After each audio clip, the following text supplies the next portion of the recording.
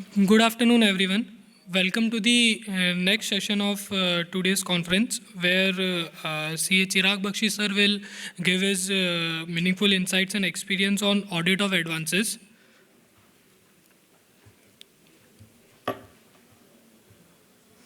CA Chirag Bakshi sir is a fellow member of Institute of Chartered Accountants of India with more than 30 years of experience behind him.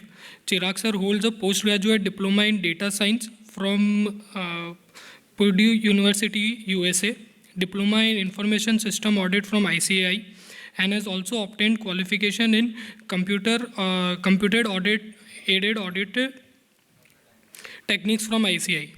Chirag sir leads GRC, indirect tax and BFSI practice. He is a rank holder in the final examination of ICAI. Over the period of last 3 decades of practice, Chirag sir has focused on various areas of management audit and has handled assignment for internal audits, management audits, risk management, internal control assessment, ERP gap analysis, data analysis, and information system controls. Chirag sir is a regular contributor of articles and papers which are published in various journals, including the Chartered Accountant Journal, the official magazine of the ICAI. He is also a regular speaker at seminars and conferences organized by professional organizations. We welcome you, sir, and thank you for providing your insights. Now I will request CA Rinkesh Shah sir and CA Sahil Gala sir to present a memento to Chirag sir.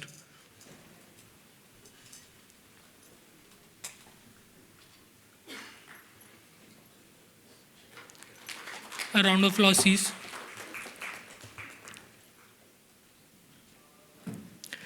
Now I will request Chirag sir to take the dice and take forward the session. Good noon. તો 1:15 વાગ્યા સુધી you will tolerate me. Right? You have choice, of course, of walking out, but the loss will be entirely yours. I know all of you are going to ask me questions. So I'll ask you 2 questions up front. Right? First is regarding gold loan. કોઈ અહીંયા subject ઉપાડ્યો તો gold loan no. And there was one question about KCC, that cash deposit કરી જાય. What if cash deposit is not deposited and still the loan is renewed? In gold loan, now that is KCC. Now in gold loan, so there are 2 types of cases where there is supposed to be a gold loan. There is an agriculture loan where gold is a security, and there is a loan against gold. Right? The first question is, are these 2 different? The second question is whether it is necessary for the gold loan, the first loan, to be repaid before the next one can be given. And the third question is, which of this is right? Okay? Now think over it. At 1 o'clock and 14 minutes, we'll come back to this and you will give me the answer. So I started giving lectures on bank branch audit in Ahmedabad branch when Aniket Bhai was the chairman. So there are 2 things, 2 implications to this. One is that I need to do more practice, so you call me again and again. Or I am good enough to be called again and again. But this is a fantastic infrastructure, and congratulations to members of Ahmedabad. Really good. I mean, the first one I gave at your old premises, that was also good. But it is 10x. So congratulations to all of you. How many of you attended my lecture last year? Okay. Thank God. Then whatever I give today is all new.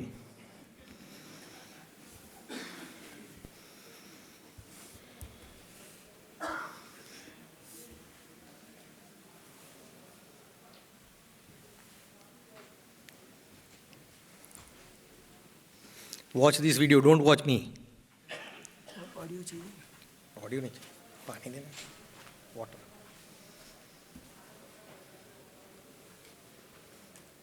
एक आधी bottle.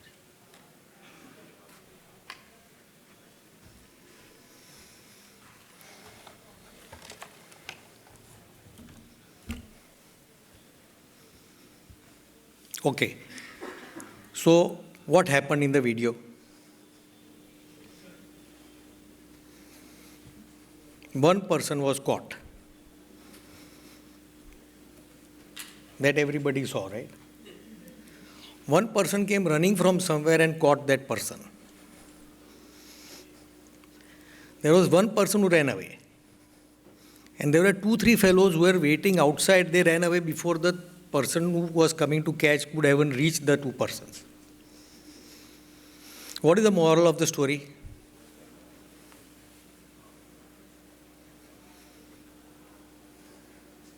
As auditors, I think this is an obvious question. Moral of the story is that the first person to be caught is auditor.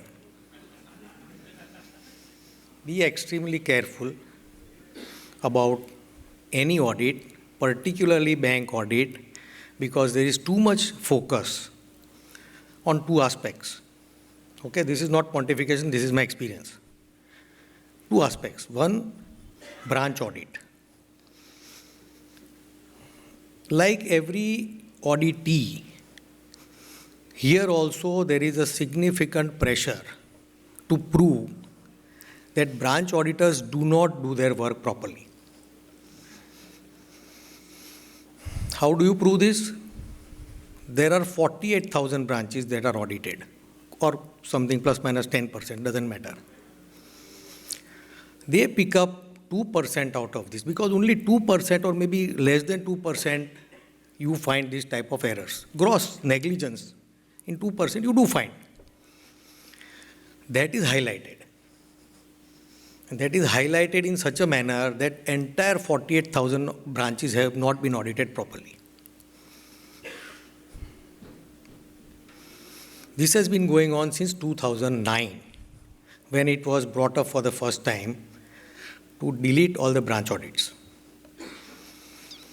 What has been the consequence in 2024?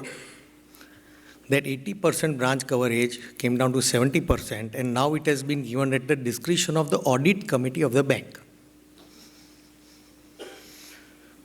So if any of you believe that audit committee has time to go into, let's say take SBI 22,000 branches, has time to go through what are the significant branches to be audited, which are the significant branches which were audited last year where the output was not good, which were the branches where we got MOC, let's say branch turnover was 500 crores and you got MOC of 50 crores.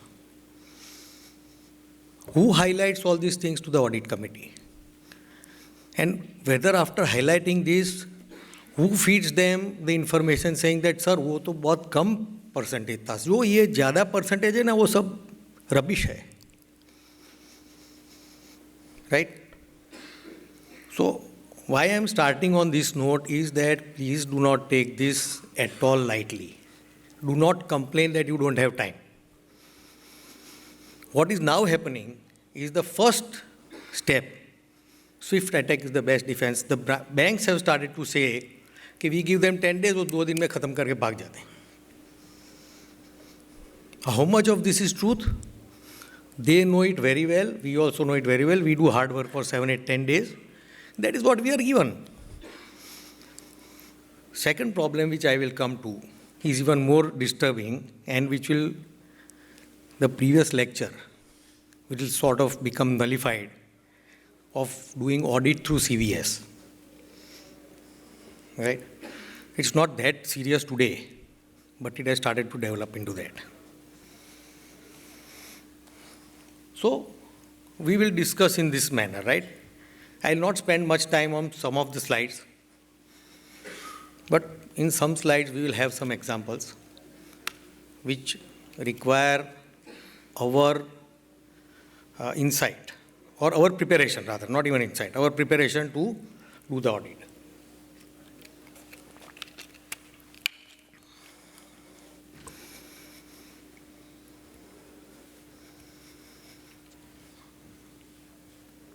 Okay. So what is the objective? Now, question is, why does bank give advance? Before that, keep that question part. Before that, bank audit, is it a top-down approach or a bottoms-up approach? Meaning, is it a balance sheet audit or is it a voucher audit? તો આટલી જલ્દી સુઈ ગયા બધા? Balance sheet audit. Anybody else who agrees? બોલું ના તો ખાલી હાથ ઊંચો કરો, એમાં તો શરમ નહીં આવી જોઈએ. It is balance sheet audit.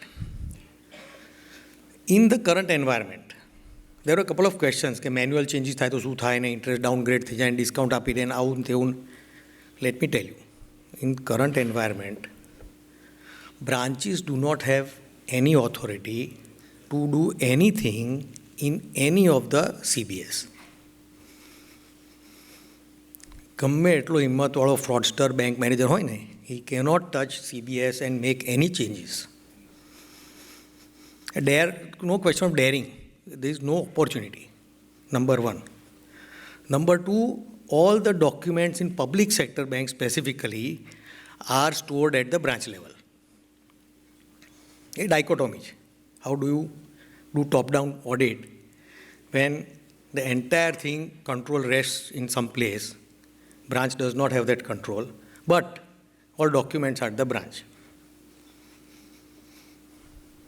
So, audit has two aspects to it. While bank manages itself on top-down basis, so to say that entire bank's balance sheet is divided into branches and then served to the branch manager or served to the auditor as a branch trial balance or branch balance sheet. It's not a brick and mortar thing.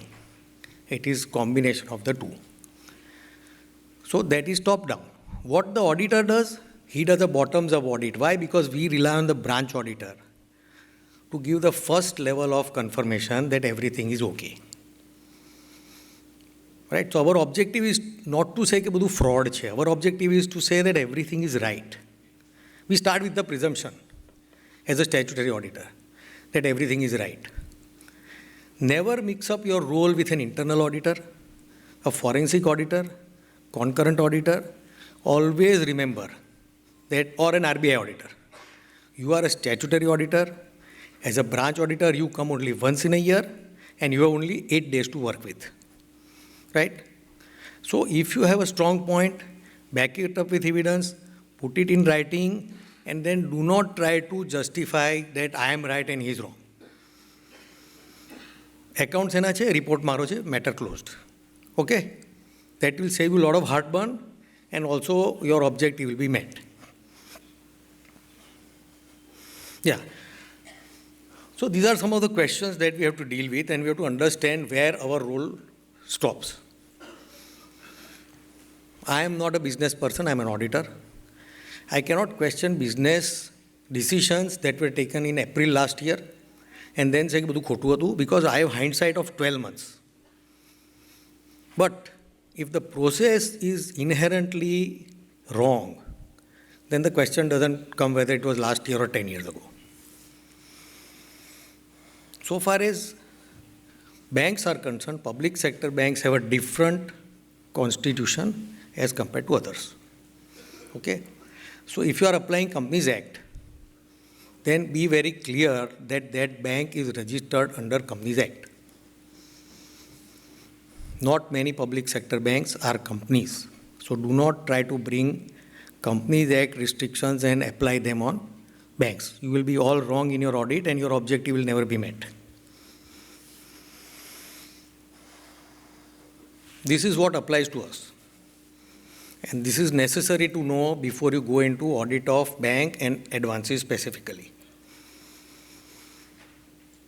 Banking Regulation Act, these sections 20, whatever sections I have written here, these specifically give boundaries or framework under which the banks have to operate and how they can give advances, where they can give advances and not, there is no remission possible because there are certain specified type of advances and recovery is compulsory.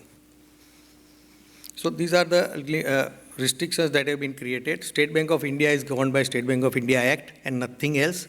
Banking Regulation Act applies where there is a specific mention in those acts.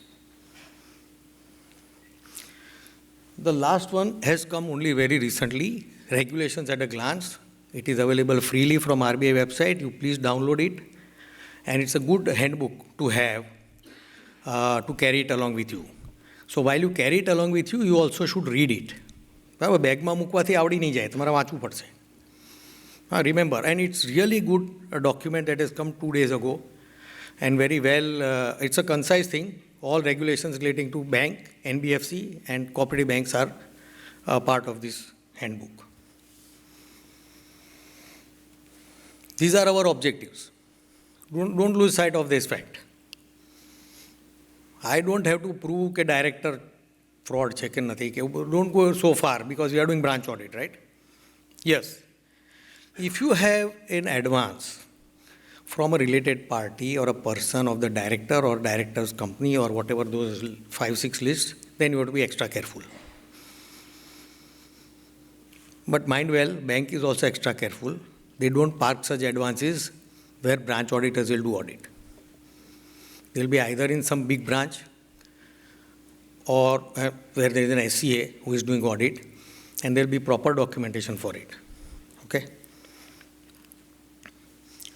So these are, I will circulate this to the branch and you can take it from them. આનો photo પાડવાની કે વાંચવાની જરૂર નથી. મહેનત કરવી તો છૂટ છે. જો તમે એમ કહેતા હો કે મહેનત વગર કમાતા નથી તો please go ahead. But don't duplicate your efforts. Now to prepare. Planning lecture હશે ક્યારેક. This has nothing to do with it. What I am saying is when you are looking at advances specifically, search for those aspects which relate to your audit of advance in the reports of previous year or previous auditor. Maybe you have a concurrent auditor, you also go through that report to understand what type of advances are delinquent, in the sense that they are SMA 2, right? So one good option is to check all accounts quarter-wise or maybe monthly, how many months they have been SMA 2. So since we are not dealing with NPA, we are dealing with advances including NPA. Mind well, NPA is also an advance. So every advance account which has been delinquent, in the sense that it's not been NPA or overdue, but it has been SMA 2 for let's say 7, 8, 9 months. What happens is these accounts are circulated in a manner where at the 85th day or 89th day, it becomes regular. These are the accounts which you should select. We'll come to the list later, but I'm just, where do you start? So this is where you start. Whether there were any MOCs, sometimes the MOCs are given out of frustration. मेरा सुनता नहीं है तो मैं MOC दे देता हूँ. बराबर? So you will find that some auditors have, or there are auditors who believe that नहीं, MOC is required, whether branch agrees or not. Question is whether those MOCs actually are correct or can be applied to, or as per the framework of the system, whether this MOC can be written back to the finances, or whether they are financial at the very inception. Will give you an idea what is happening in the branch. Inspection report is obvious, but business data of the branch. So what is the movement? The deposits have gone down, gone up in 1 month by 20%, gone down by 40% in next month. Advances have moved significantly. There's a lot of volatility in that. We'll give you an idea of how much risk you are running as a branch auditor. The standard response. So let's say you are a branch auditor and you find an error of 20 crores in a branch of 100 crores. You write a report, you write MOC, you want to qualify that this 20% error. The standard response is कि sir 3-4 lakh crore का advance है, ये 20 करोड़ से क्या होगा? Right? So what will you do? Will you drop it?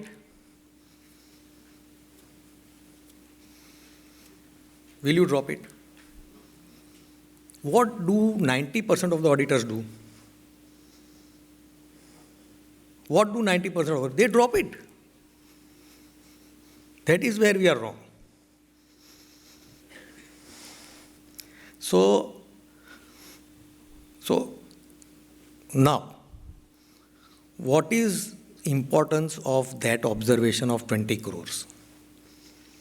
Is the question whether this is a systemic error and whether bank is willing to locate how these 20 crores happened in this branch. If it's a fraud, then somebody else will discuss, but I am just saying. So business data will tell you where this is all going. How many types of advance? So if your branch, God forbid, is an agriculture branch, then do not look at the time that you are taking. Because we already have several examples in last 1.5, 2 hours. What happens? What goes on? What goes on right under the nose of the regulator, in spite of the framework, circulars, notifications, master directions, BR Act, in spite of all this. How many RBI, so also take note, they will circulate to you, and they should if they don't. You can ask for specific RBI inspection comments relating to specific type of advances, for example, agriculture, if your branch is agriculture biased. The next step is to decide where is the starting point. Let's say you have 100 crore branch, 80 crores is agriculture accounts, so all of them will be 2 lakhs, 3 lakhs, 5 lakhs, 1 lakh 50,000. Two accounts are 10 crores. Right? So this you have to solve because you are going to the branch auditor. But it is necessary that the entire whatever the advances are there, maybe 1,000, 5,000 accounts, you will have to select category wise, put a threshold maybe in each category, and also do an analytical review of what you are not going to audit specifically. Right? So ideally, it is suggested top 100 advances, right? But everywhere this formula will not fit. Top 100 advances. Let's say you go to a ARC branch or a SMA branch, right? What happens there is that all of them are NPA. What will you check? Tell me. So NPA થઈ જાય પછી check नहीं करूँ. That's a myth. Once an account becomes NPA, auditor has to do greater amount of checking. Only from the advance point of view. Documents are there, valuation is there, whatever, ABCD, whatever is required, right? So what happens if you land up into such a branch? So if you take top 100, all of them are NPA.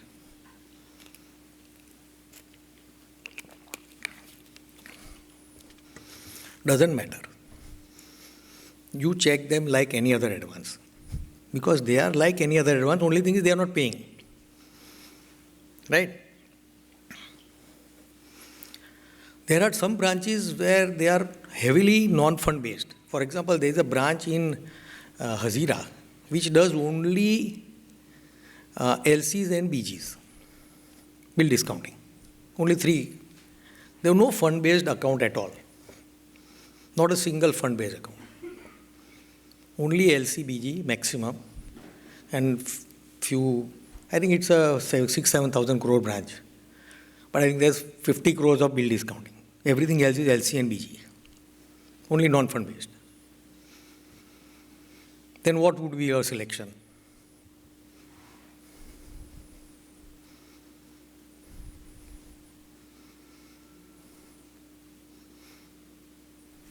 જમવાને વાર છે.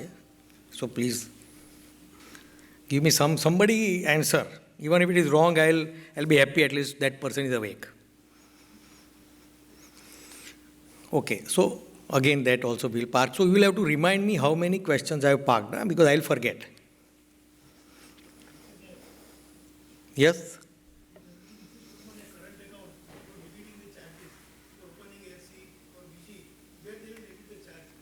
No, can you repeat? મને સંભળાયું જ નહીં.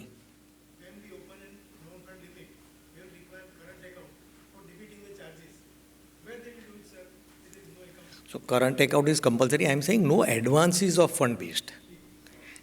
No fund-based advances. Current account is there, but that will be in credit. Has to be. I am not saying that will be, but it has to be in credit. Then the question arises. So that is one place where there is only non-fund based. So luckily, let me now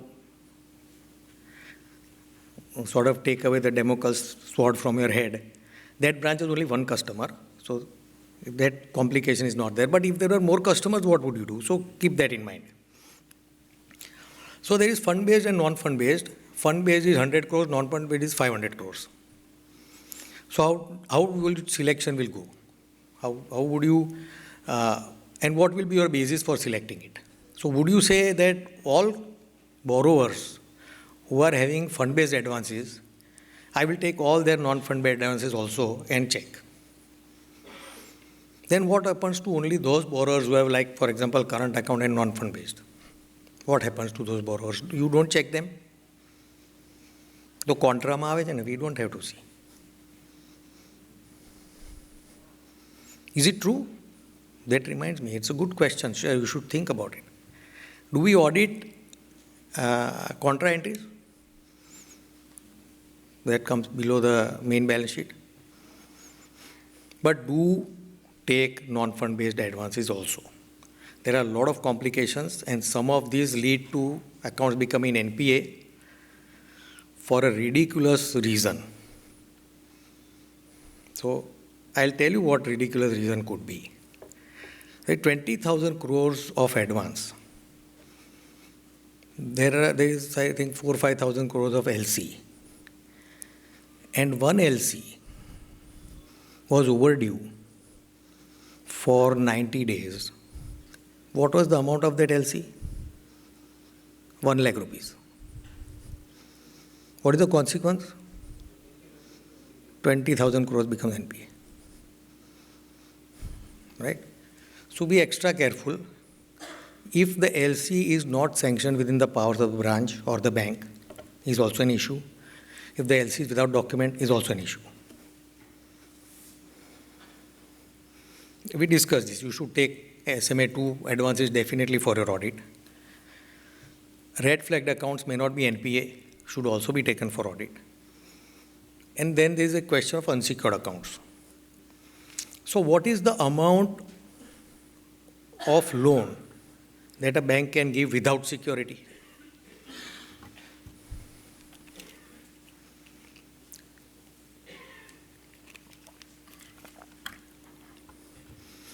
One lakh, 2 lakh, 10,000 crores, 20,000 crores, 1 lakh crores. Sorry. Is there a regulation on that?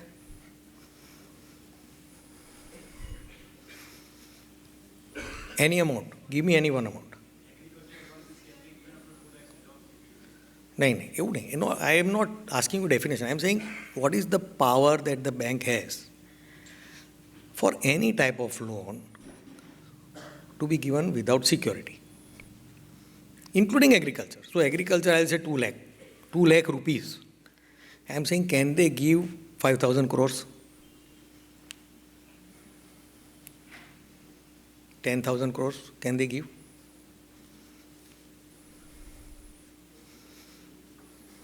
ના તો પાડો at least. કદું હા પાડો. Right? Only one of them is wrong, the other is right. Okay? So there is as such no limit.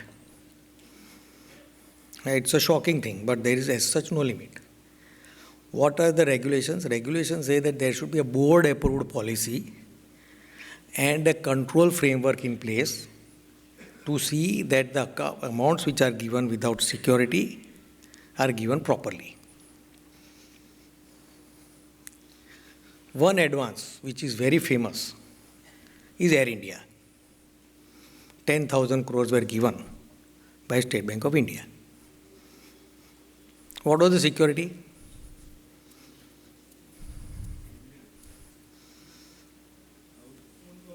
What was the security? There was no security. It was unsecured advance of 10,000 crores, single check. It is not wrong. I am not trying to tell you that this is wrong. What I am trying to tell you is, if you see an unsecured advance, if it is more than what you normally think it is, does not mean that it is outside the powers of the bank. And don't go into panic and start shivering. This is all within. So you will have to check the powers of the bank, powers of the branch, who decided to give this advance, even if it is 1 crore or 10 crores, they are on the same footing, except for agriculture. They have special concessions. Right? So be careful, specifically when you see an unsecured advance. It is not likely that it is without powers, but it is highly likely that there are less documents, lot of concessions, lot of waivers, based on what, right? So, another unsecured advance was given based on its parent company's credibility, credit rating. Parent company's credit rating, no security. Credit rating is not a security. Like 15,000 crores or something. But board met. There is always a policy. Banks are well prepared for this type of contingencies. There is always a policy. Question will arise is that borrower has to be evaluated by the board. They have to consciously record that borrower has the capacity to support that holding company or parent company has capacity to support the borrower in case there is a problem in the account, operation of the account, right? So this also you must keep in mind. For, of course, the SLBC we discussed in previous lectures also. So penalties are handed out by RBI, frequently. These are old ones.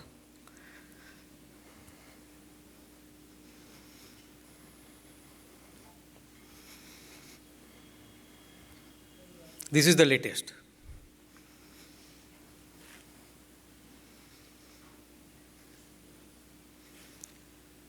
What ridiculous non-compliance this bank has done. So, you are not responsible for, I'm just telling you where your eyes have to be wider when they are open and where you can, sort of rely on certain data or reports or lesser evidence.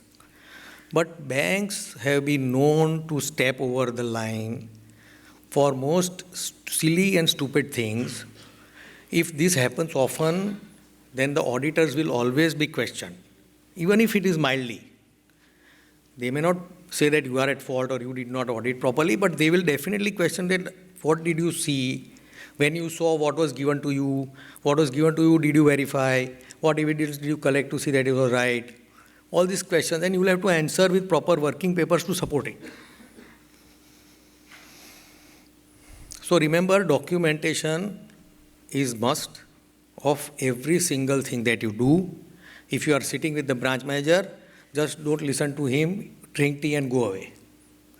You take a notebook, pen, or if you are using laptop or iPad or something, whatever, if you are technologically advanced, start typing. Right? As soon as you do that, panic will shift from you to him. But you will be safe forever.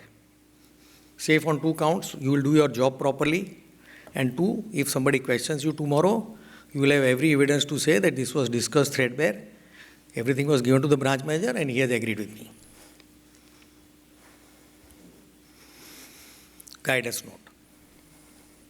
Again, like that regulation at a glance, keep the guidance note with you, refer to it time and again. A lot of hard work has gone into it by a lot of people. I think 120, 140 chartered accountants worked on it. These are the chapters which are important for this session, chapter 10 and chapter 11. So all your questions on agriculture, all the questions that I asked you about gold loan are in chapter 10. Right? So don't have any doubts before starting the audit. You will know your branch, how it is there. If you don't know your branch, go and see what that branch is doing, how it is doing. Take their balance sheet, whatever is available, February, March, and work on it, right? And then based on that, you should take the checklist or you should understand what are the nuances of agriculture, because the most complicated advance is agriculture advance. Let me tell you. Why? Because the parameters cannot be codified. In the sense that every system has tried to codify all the aspects of advances management, but when it comes to agriculture, so many parameters are variable over a period of 1 year. Every time they change in the system, there is no visibility where one change has affected and what has gone wrong in other places. And there is nobody, neither with the person who is charged to do these changes, nor with the person who ordered it, nor with the person who is going to audit it. Right?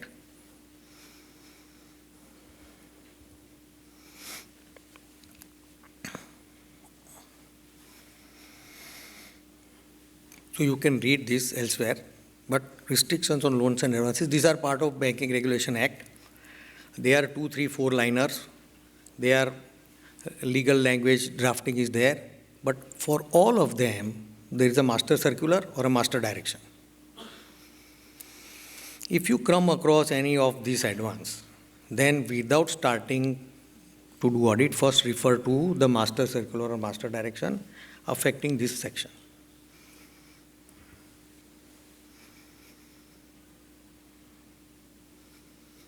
So what I've been telling for all this half an hour or whatever time I spent is that banks are authorized so far as business is concerned.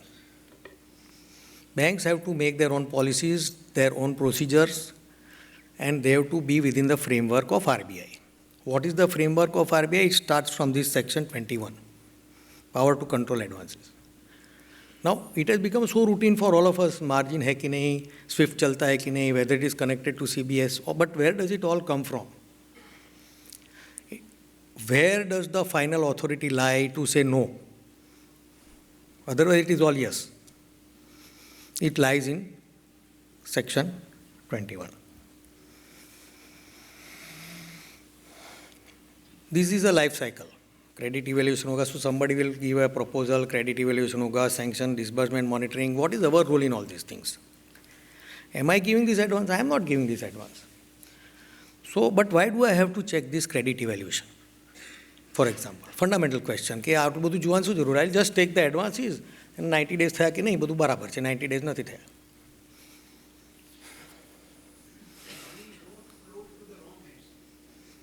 Okay, anything, anybody else? So don't give me this answer કે LFR માં જવાબ આપવાનો છે. That is not the reason.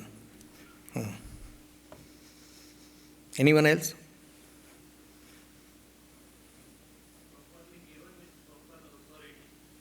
Yeah.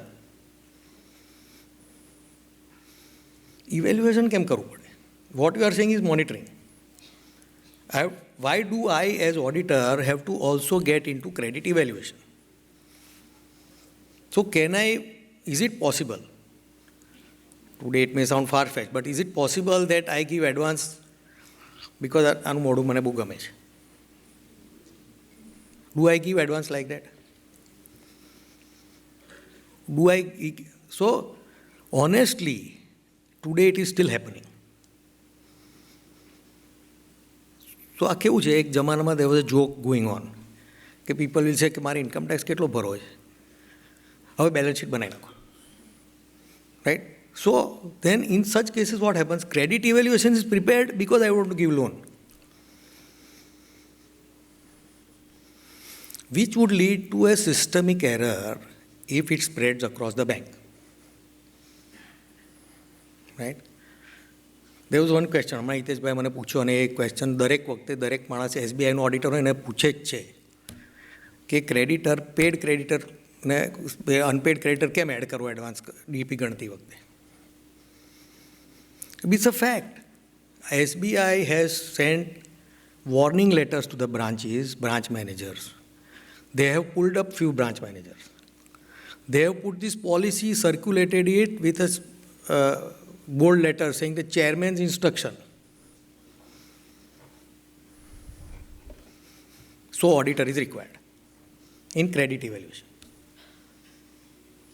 Because while we always think DP is coming after giving advance, no. At evaluation stage it comes.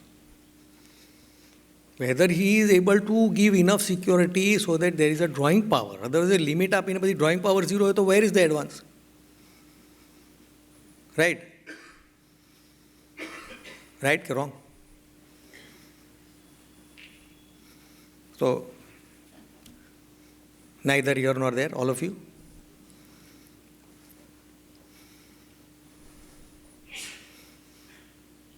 Okay.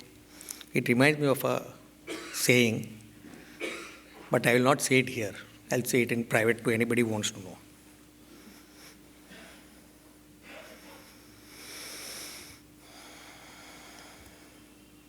Okay, now let us go straight to the red line. Because all our discussion in previous lecture was relating to CBS. What is the basis of doing audit of bank? Now, for advances, this is even more significant. Most of the banks have stopped sharing data.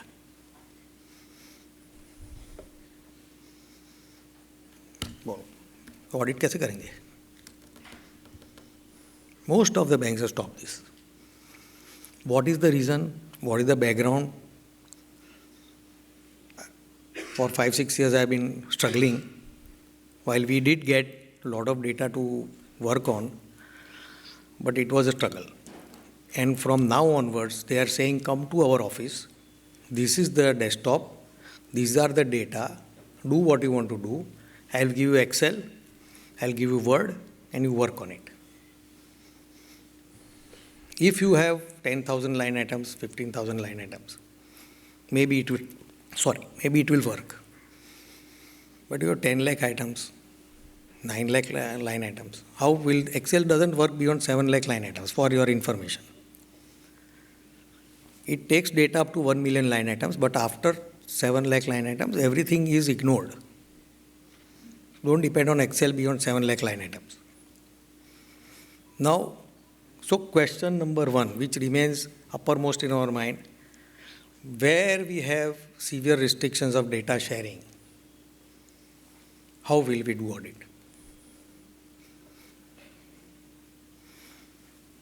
Now we go to the top. This is a question which needs deliberation. I have some ideas. When we come to that, we will discuss it. At any branch, you should ideally do the walkthrough. It's pretty primitive. I don't have to tell you all how you will do it. But understand the business. Because your time is precious. Bank manager ने तो salary મળવાની છે 365 દિવસ આજ કામ કરે છે. Please remember, your time is precious. If you have 7 days, you will need 3 days to fill up LFAR. You will need all those 3 days to understand what evidence you have not collected to support in LFAR. Right? So, effectively, if you have 8 days, 4-5 days of field work is possible. First day you will spend in understanding, getting the reports, things like that. First day you will also keep answering કે સાહેબ જમવા ક્યારે જશું? ચા મગાવું?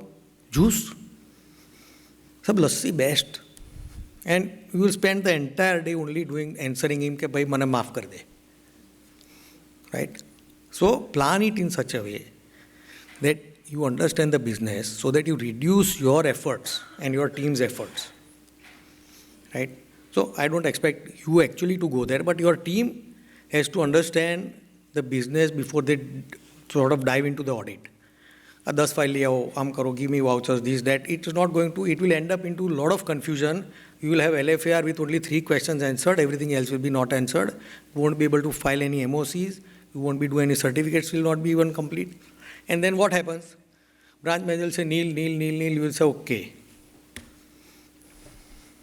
That is when that question comes of 20 crores of observation. You don't have supporting, you don't have any, but you are sure that it is wrong. How do you now push that branch manager to add the MOC? Now there is another difficulty that has cropped up in terms of working with advances. Whatever your observations are there in advances, ultimately they come in the report or they come in the MOC. Now, branch manager has to first sign the MOC, then only you can sign the MOC. So if he refuses to sign, then God only help you. Bank will not, right? So be very clear what you are doing. Data analysis, of course, is now a question how you will do it. Though some banks, if you push them hard, will give some data, but it's not going to support you much. Sample selection, we'll come to that, but sample selection is important because you will be astray if the advances that you selected are not actually representing the correct population. And the hard question is digital banking. Advances are not only given across the table.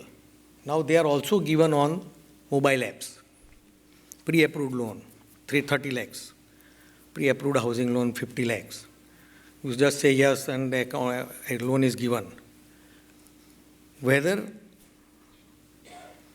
Question one, whether it is in our jurisdiction to audit this as a branch auditor. It is. How do you distinguish between normal advances and digital advances?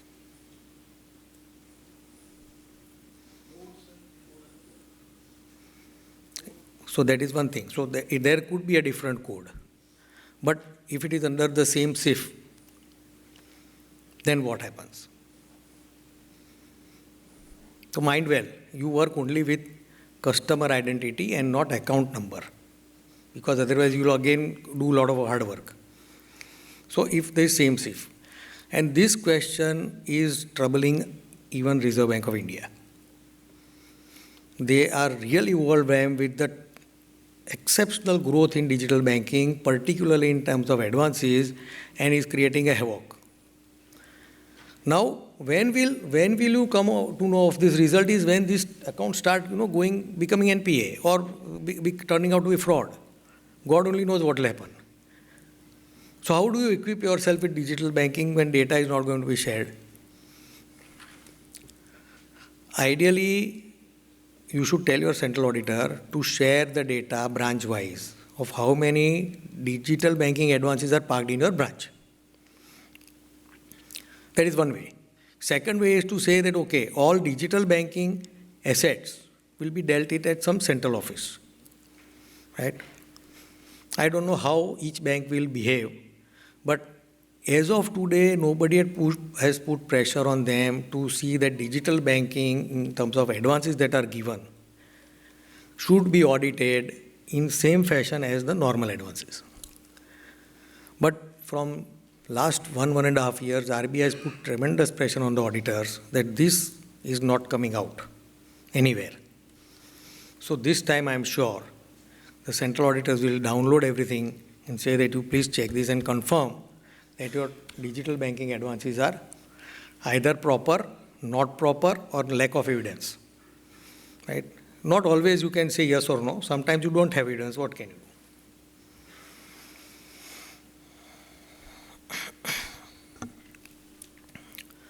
So, of course, KYC reports of inspection, but the critical aspect is this CRIL-C and CFR, right? So, one is the register for large advances, the other is the register for frauds.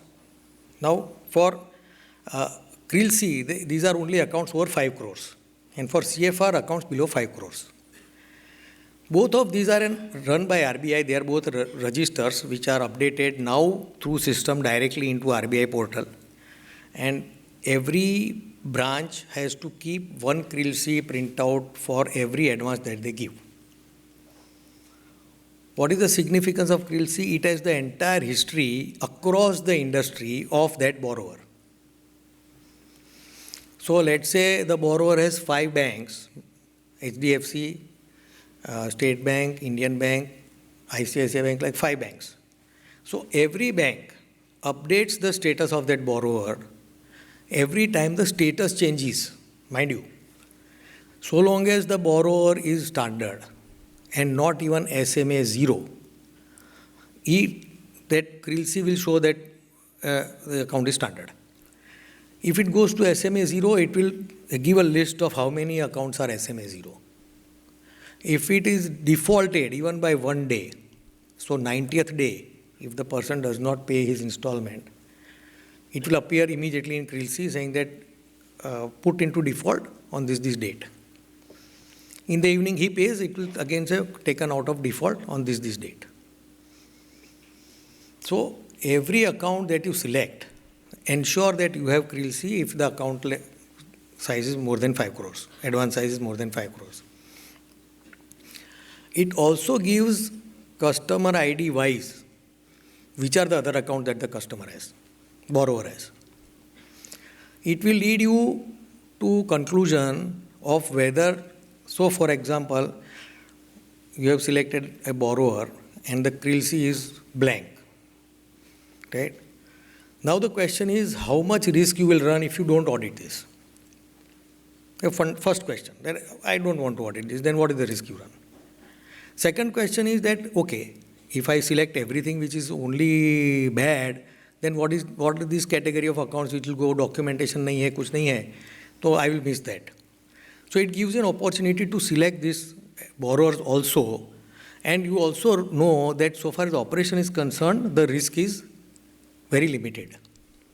But mind well, if the borrower has opened account only 2 months ago, then CRILC will be blank. But that I leave it to your good senses that you will definitely look at that. For CFR, it's a very unique process. So it's a central fraud registry. So in cases where the borrowing is less than 5 crores, these appear only if there is a fraud in the account. They don't appear like CRILC, all the history doesn't come. And what is the difficulty with CFR, that registry, is that if you put an account number or SAFE or a PAN number or something, if nothing appears, then he is not on the register. Very interesting way of reporting by RBI. If nothing appears, then the borrower is not in the register. So what do you conclude? Borrower has not done fraud across the industry. Now the question is, does that, so it does not give as much comfort as CRILC, and therefore you should do more samples if you find that, of course, if the name appears, then you are sure, right, the fraud wala hai, you have to check it. But if it doesn't appear, then probably your sample should not reduce because the names don't appear. Right? So ensure that all categories are checked. These tools are not these are only audit tools. They are not audit in itself. So CRILC mein default hai to defaulter hai. Don't do it like that. You have to check all the documents. At the time of credit evaluation, whether the CRILC was taken into account. There have been instances that we have come across where CRILC was already showing default in other banks and still the advance was given. So some weird justification will be created. No, the other bank had a problem and they did not treat him well. इसका इतना बड़ा security है, बहुत बड़ा factory है. वो चलता है कि नहीं? Right? So these are the questions that you ask upfront when you check the documents of credit evaluation.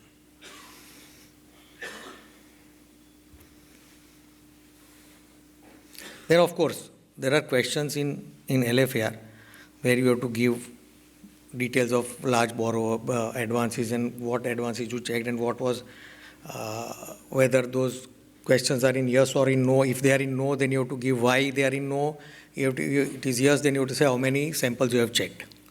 I will not go into it because LFAR, everybody, I think there is also a session on that. Conditions of sanction. So once the credit is given, sanction letter is given, sanction will mention when the disbursement can happen. Right? And at the time of disbursement, what are the documents they will give, what are the conditions they have to fulfill. Before the disbursement, what are the conditions to be fulfilled. After the disbursement, what are the conditions to be fulfilled and what is the time limit for that. So sometimes it's 10 days, 15 days, 2 months, 3 months, 6 months, depending on the type of activity that the bank wants the borrower to do. Having done that, they also do a legal audit of the sanction, after the sanction, whatever the conditions are there. Take that legal audit report, and you will find that in 60% of the advances, legal audit report will not be there. So whatever your samples are there, you must insist that you want that report. Not because there is something wrong, but it's just that it's, according to them, it's too primitive or very ridiculous activity to do every time for every borrower, for every sanction. But for us, it's a matter of deciding whether bank is running properly or the branch is running it properly or not running it properly. This you will have to check back all the sanctions. Maro alarm wagi gaya? Alarm nahi wagi na? Okay. So you will have to, now is the time when you will have to go back to the system and see that these are updated. Now, what is the difference between 2 years ago and today when it comes to updating the system? Anybody did branch audit last year? So you have not come across this subtle change in the system of creating an advance account? All the banks, so far as I know, must create the credit evaluation in the system, whether it is CBS or something which is integrated to CBS. So every parameter will be filled up at the credit evaluation stage, then it will move to sanction in the system. So it's not that, even if you sign manually, that has no relevance or no value unless it is updated in the system by the approver. Once it is updated by the approver in the system, it goes to CBS or Finacle or whatever core banking solutions you are using, straight through process. Nobody picks up file from here and puts it there. Nobody enters directly data. Those days are gone. So if you feel that evaluation, so either you can do some trouble at evaluation stage or you cannot do it. Right? Now, don't take my word for it, but go and check this.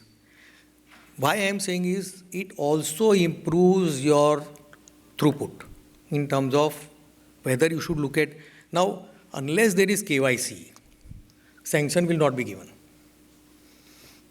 Okay, now this is what they are saying. This we may have observed in 1 or 2 branches. But is it applicable in my branch? Does it work that way in my branch? Right? So how does the advance come into being? Once the credit evaluation portion is added, approval goes, whatever committee, it may be board of directors, has to be done only through the system. So it will go up and come down only by the system. There are no papers. Papers may be there to support. So I may have asked for some documents, details. I have taken photographs of their factory, whatever. I have done physically whatever done, they are there in the file. But nothing can be changed once the credit evaluation portion is filled up in the system. Okay? So beware. Don't try to look at it from that point of view that there is some change in the system. So if you start comparing from this system to this system, you are wasting your time. Right? This is like taking P&L out of the system and then checking with the soft copy. It doesn't work that way. So it saves your time. Where there is external credit rating, normally they give time. If this is not already rated entity, then they will say give in 30 days or 15 days or 45 days or whatever days that has been negotiated. That also should be part of legal audit. If it is not, there is no legal audit report and you find that it's not likely to come, then it is your job to check for the advances that you have selected for as sample for audit, that these things are available. And if not available, mind well, you report it in your audit report and you report it in LFAR 3 also. Right? Codified reporting you must do. Now, there are some cases where advances have holding on operations. Of course, this is not part of sanction, this comes afterwards, but just to take you aside from regular sanctioning. So what happens in holding on operations is that the customer, the borrower, has some problems in the account. And I don't want him to use the money that comes into my bank unless I permit it. Right? So I put a flag there where credit is allowed, but debit is not allowed. That is called holding on operations. In such cases, you will have to take that as a sample. Holding on operation flag will be available from their, they've got an exception report which comes every day in the evening. Every bank has that. In Finacle, you can actually download. You can go and download the exception report and see how many accounts have holding on operations. These advance accounts you must select as your sample. Now, how many waivers can a bank give to an advance? And this is important. Normally what happens, if you don't find a document, first answer would be that to waiver ho gaya hai, sir. Everybody knows in the bank. But there is policy for waiver also. So every loan policy of every bank would have a chapter on waiver. Who can give waiver, what extent, and what waiver cannot be given. Right? So typical cases have come, and these are cases where generally where the advance is larger amount, 100 crores, 500 crores. What is the logic? Logic is that a borrower is very good, and we wanted to take this business. In trying to do this, increasing the business, what is happening is that sometimes, like I said, there was unsecured advance. Why? Because security was waived.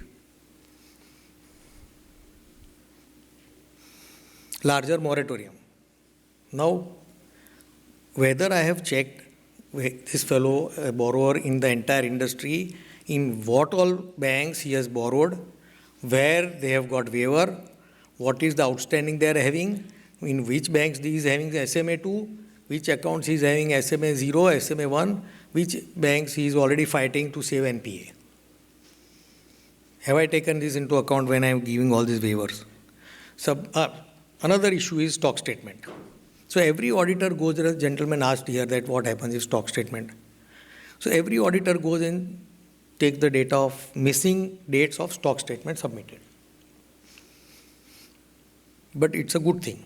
I'm not saying it's a bad thing. But once you take the missing dates of stock statements, you should also see how many of them have been waived. So here you are checking through 1,000 accounts and saying that 900, they don't have stock statements. Therefore, something is wrong. 899 would have been waived. Stock statement condition would have been waived. So you are going round and round. Instead of that, if you start with this, how many accounts have been... So whatever sample you select, first see what are the waivers. Once you get waivers, then you know. And then you have to, of course, go into detail of waivers before you start auditing that advance. Go into the waivers, see where it was approved, who approved it, and how ultimately it is operating.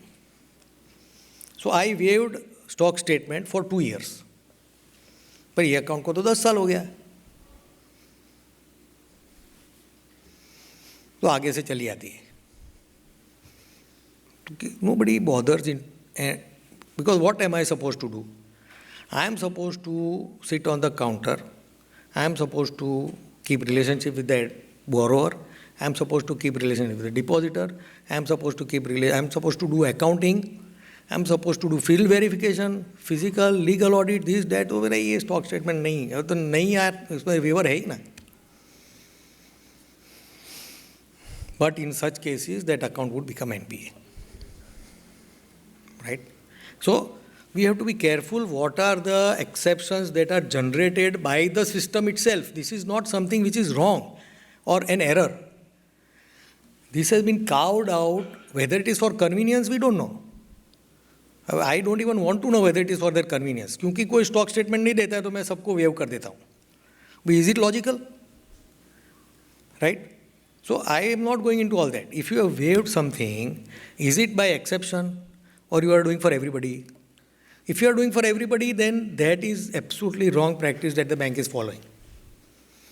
Even board approved policy of this type cannot be allowed. So your question would be, what can I do as branch auditor?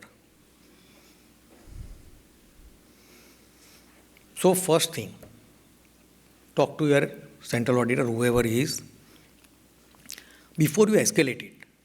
Because when you escalate to bank, right, you all have experienced what happens.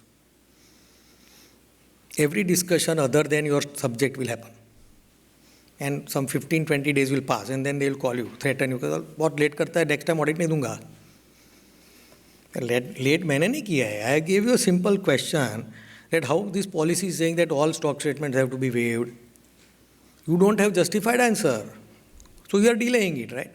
So in that case, talk to your central auditor, put it in your report, put it in LFAR, and you can mention it as an emphasis of matter or whatever is allowed in the reporting, you should do it. Because that will be taken forward when the consolidation of audit report happens. And in such cases, what will happen is that every SCA will discuss with other and say, okay, what is the status in your area, what is your branch auditor, have they come across this? Or they will go to hire a person and ask them, ऐसा policy है आपका, मैंने policy दिखाओ, right? So then it will be effective. But don't shy from reporting if you have actually found out that out of 1,900 accounts have been waived a stock statement. So advance from outside consortium. So this is like, I think Kuntal Bhai also mentioned that it came from outside and they paid it. Uska cash idhar se aaya, udhar se gaya. All these things, but you have to be vigilant and you have to look at it. It's not something that I have to teach you, but I am only bringing to your notice that this is what you will forget when you reach the branch. They create so much time pressure. What is the best tactic that the branches have? They create so much time pressure on you that you start to panic. It's all because of me that bank is suffering. It's not that. It is because of you that bank is not suffering, right? Remember this. And stand on your legs, both legs. Don't buckle at the knee. So these are the questions on sanction.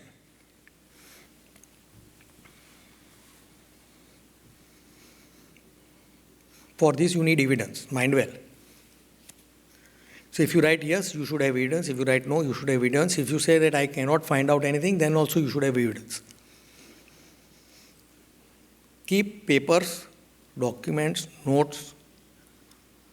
Data is an issue now, but you have to manage to get at least the summary of what you audited. You can get the list of accounts that you asked for as a sample that they have given you by a written confirmation on mail, but keep documents to say that yes, if I am saying in LFAR that everything is right, then everything is right. As an auditor, I am not supposed to only say that sab gadbad hai. That's not the objective audit, right? So it's nothing wrong if you don't find anything. But if you don't put efforts, then there is trouble.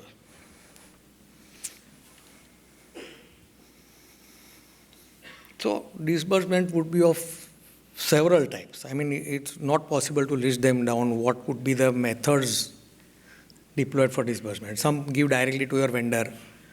Some give in tranches. Some give staggered payment to your vendors. In projects, they have different type of working. So nature of project, if it is a simple CC or an OD, not much complication. But if it's a toll road or something, now there's another issue in this. I'll come to that in next section. So here again, that question will come whether the conditions of disbursement have been fulfilled, whether the documents that I required have been given, if the mortgage was required was given, if corporate guarantee was required is given, if LC or something was to be taken from your customer, it is given. Whatever may be the conditions of the loan, for disbursement part, it is fulfilled.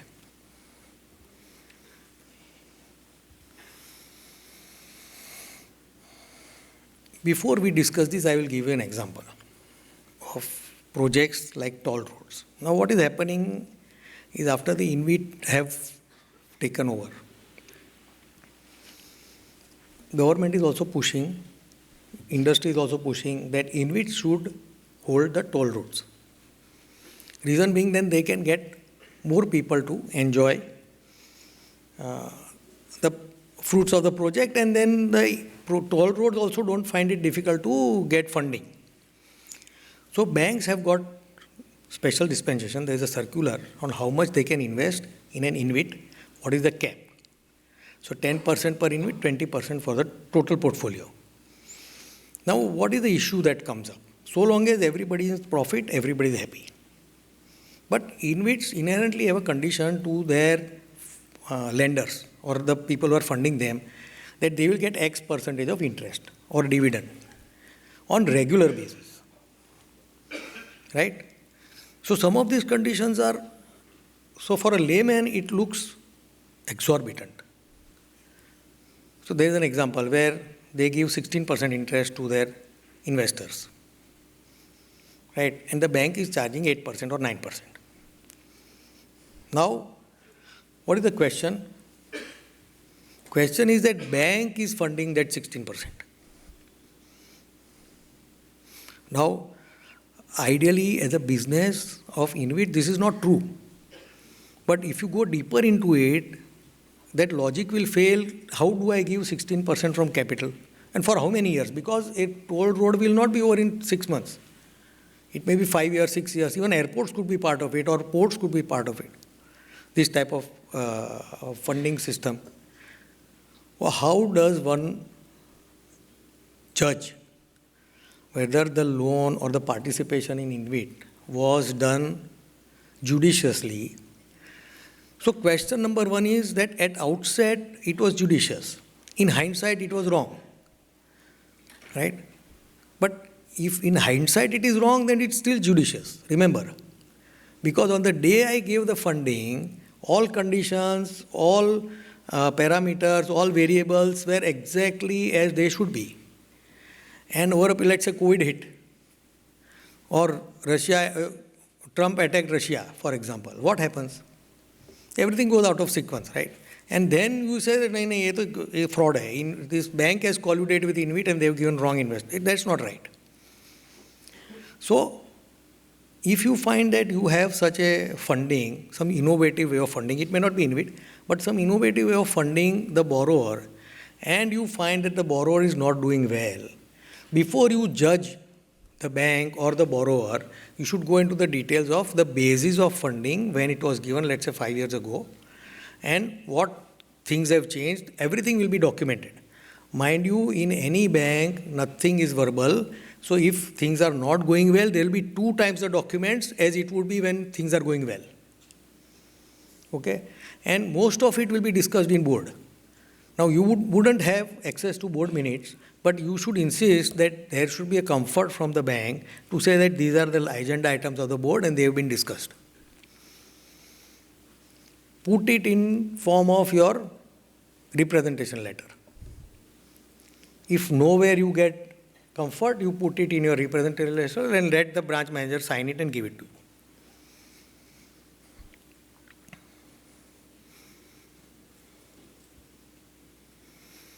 Okay, so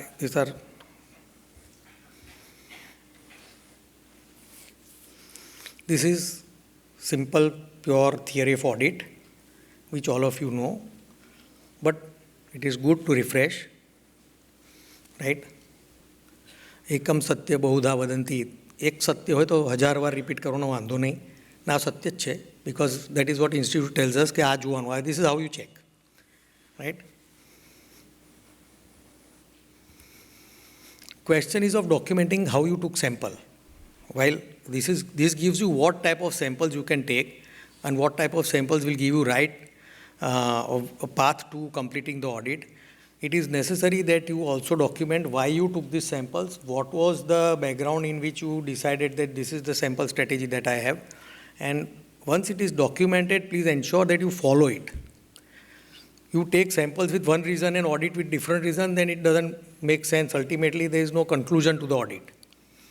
Right? You started by saying that conditions waiver, that is why I am taking, and then you don't check the documents. So it doesn't make sense in that case. How did you follow the audit? So if you start documenting your audit process, then you will realize there is a big gap. You selected a sample for some reason and then you audited with a different reason.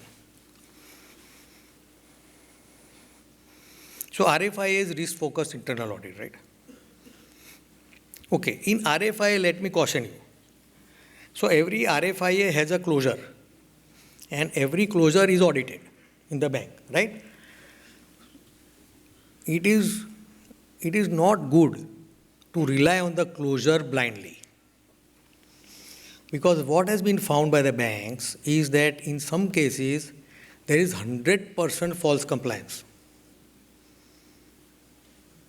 Meaning, this was not done, I say done. I just fill up, done करके मैं भेज देता हूँ. And then when you actually do the audit, you find that उसने कुछ किया ही नहीं है.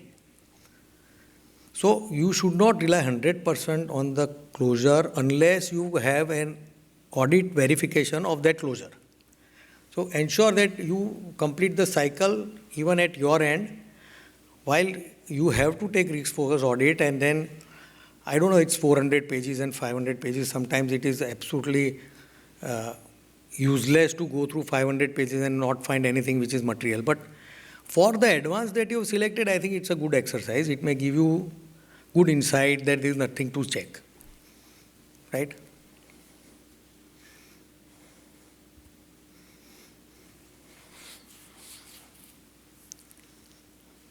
Here, okay.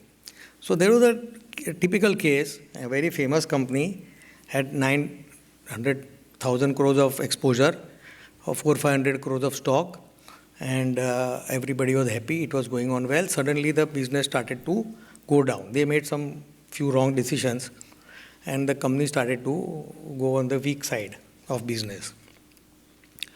So there were 6 or 7 banks involved in that. All those banks decided that let us review this, whatever advances they have given. So consortium met. Consortium leader decided that, okay, let us give them 2 months. In one of the branches, the auditor asked them that where is the stock verification report? You are saying the company has 400 crores of stock. Where is the stock verification report? So that bank said, I am not the consortium leader. Oh, uske paas hai.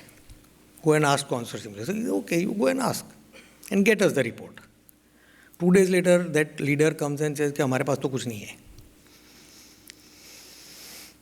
So the auditor tells this bank that you get it done. Because this looks to be pretty dicey in terms of minutes of the consortium also.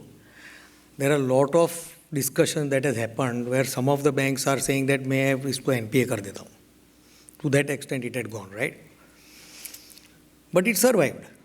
Then, after a lot of insistence, they called it, it's an account that was in Baroda. So they called up their Makkarpura branch. Makkarpura branch contacted a firm of chartered accountants. Firm of chartered accountants went there to the factory, in the stores. So there was a seal by Central Sales Tax. CST seal on the stores. So CST also had a lien on the stock. They had not paid CST, sales tax. Right? So now, how to get? You can't get in, you can't break the seal without the permission. So the auditor was smart. He said, chalo, jara ghumte abhi, I have come all the way, I am going to be paid, what to do? So he went around and found that at the back of the godown, there was a huge hole enough to send a truck in. And there was zero stock inside. Few rats. Bechar undar tha. Zero stock. So verification, sometimes, it's a theory that in guidance note also you will see. Okay, randomly you should go and check one factory or one this thing that whether what they are saying is actually happening. And believe me, from that incident, it was a good learning to ensure that at least once in a year, you can't send your team out to every borrower. Once in a year, select a borrower randomly without any preconceived parameters and visit. Right? Undoubtedly, the account turned fraud other than NPA, but so importance of verification now. It is not necessary that auditor only should do. Auditor should do only for satisfying his purpose. Bank has to compulsorily do verification every quarter of the security that is charged to the bank. Here, there is 100% false compliance. Every relationship manager or every branch manager will write, I visited on this and this date, and everything was found in order. Did he actually step out of the branch? Is the question. right? So these documents you will have to verify. So if they visit, they have to take pictures. Now the system has changed. After a lot of these problems, they have to take photographs of the gate, they have to take photographs of the go down, the stock inside, all those things they have to do. And if then you find that stock or whatever security was not existing, then obviously accountability will be set up. And auditor will not be in trouble. But you have to ensure that all this is there.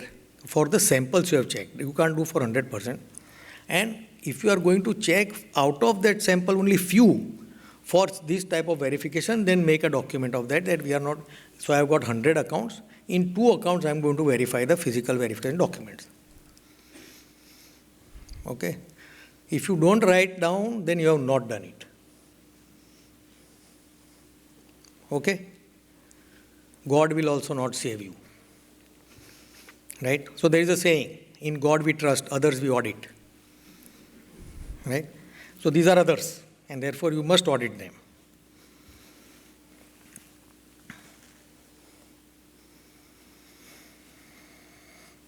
The question of drawing power register is from earlier days of manual accounting. Drawing power register is still maintained in the system. Question is it updated? Any of you have come across drawing power register not updated? Anybody else? So I think others have not checked. Most of the time, these are not updated. Then the reason for this, earlier they used to say that ये register is to be fed manually. हम हाथ से डालते हैं, system से connected नहीं है. तो वो गलत है सब. Don't look at the system, उस पर सब drawing power है. So does he think that I am going to check 1000 drawing power account one by one and then calculate whether it is fed properly or working properly? No. Okay, so maybe 1 or 2 you should test check and then insist on getting the drawing power register and match that with your calculation. If that matches, then you write down that I checked 2 and drawing power register in 2 is correct.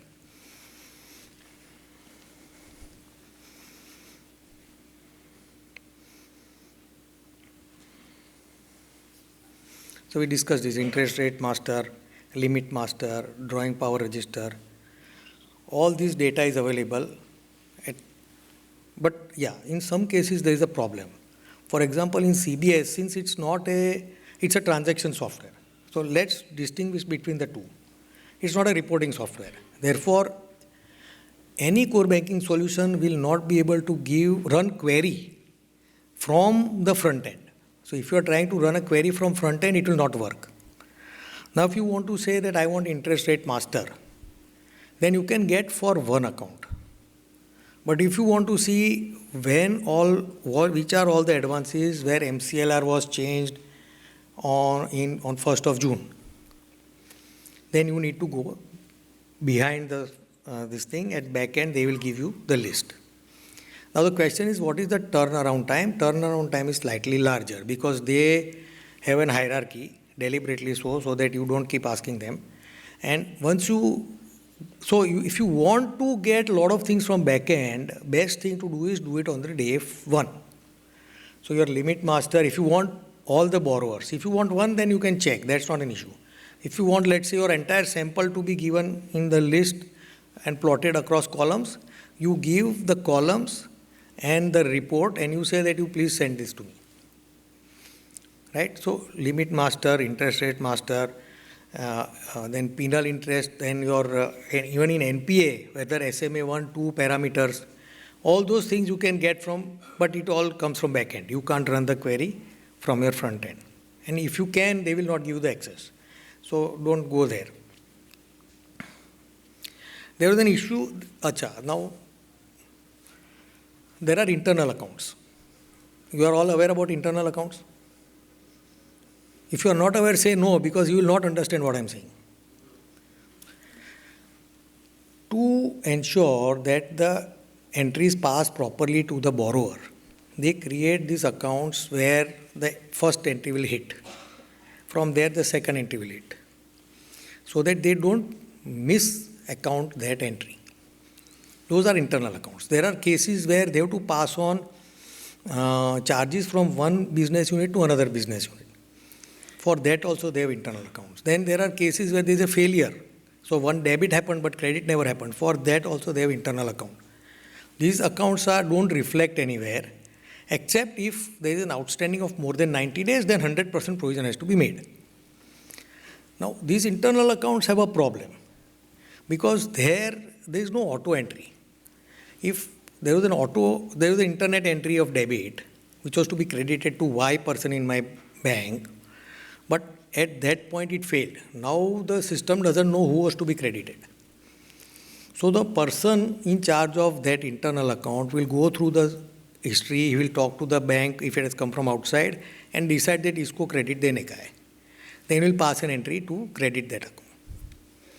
So there is a manual entry in internal accounts. Now what is the risk in this? To an advance auditor doing audit of advance.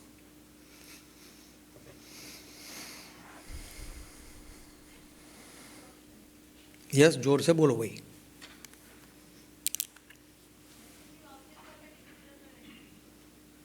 There has to be? हाँ, there is a everything will be there. वो तो कोई doubt ही नहीं है. Madam, they have been there for 20 years only doing this. You are going only 3 days in a year. And after 3 years you change the bank. We are in no position to counter their knowledge of banking. I am not saying that. The risk is that if an advance is going to be delinquent, I will use an internal account to make it regular. है कि नहीं?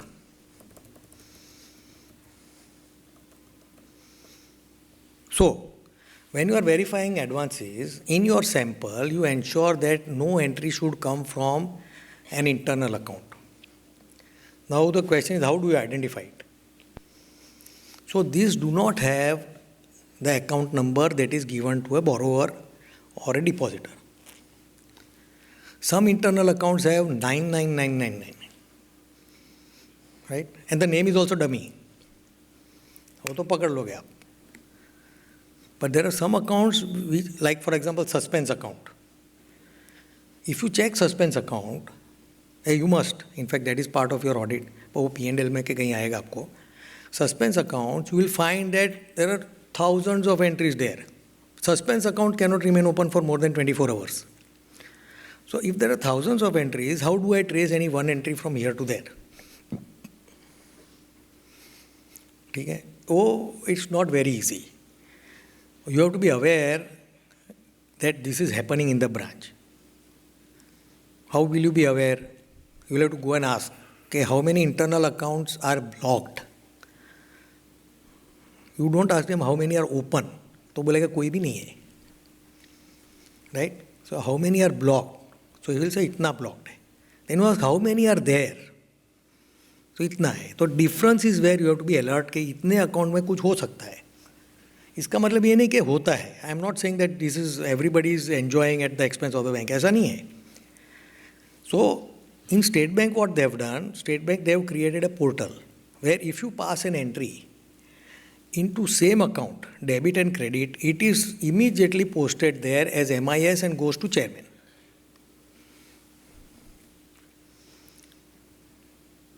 बहुत बढ़िया. But then we found an account which was not mapped to it. Right? So it's not to say that ये सब burden तुम्हारे ऊपर है as a branch auditor, but what it is good to know, and if you find such things, don't try to explain it away कि नहीं सब बराबर है. You cannot explain it away. You have to actually get the other person to give you evidence कि ये genuine है और सबने approve किया है और ये करना ही पड़ता था, नहीं तो कुछ बड़ा गड़बड़ हो जाता था. Something like that they will explain to you, but you must know it. Now the issue of common CIF or multiple CIFs should not be existing except for the legacy, but beware, if your branch has number of accounts, you check them, all are in one CIF, and if they are in more than one cust ID, if there are more than one branches under the same cust ID, then you have to be careful that there is no problems being created because other branch does not know or your branch doesn't know, right? In one case, 2 minutes. In one case, it so happened that the NPA account was transferred from one branch to another branch and the security was not transferred. Provision was not transferred. Only the advance was transferred. So all these things will happen. Okay, these are some of the circulars that you must keep in mind. Of course, these are all available in your guidance note. You don't have to say that this is be all and end all. This presentation is only to stimulate your mind and keep you refreshed. कि भाई last year का तो मैं भूल गया हूँ. So what should I do now? Right? And भूल गए हो तो कोई नुकसान. I mean, it's not your fault. 12 months is a long period to remember all these complicated things. Right? So thank you.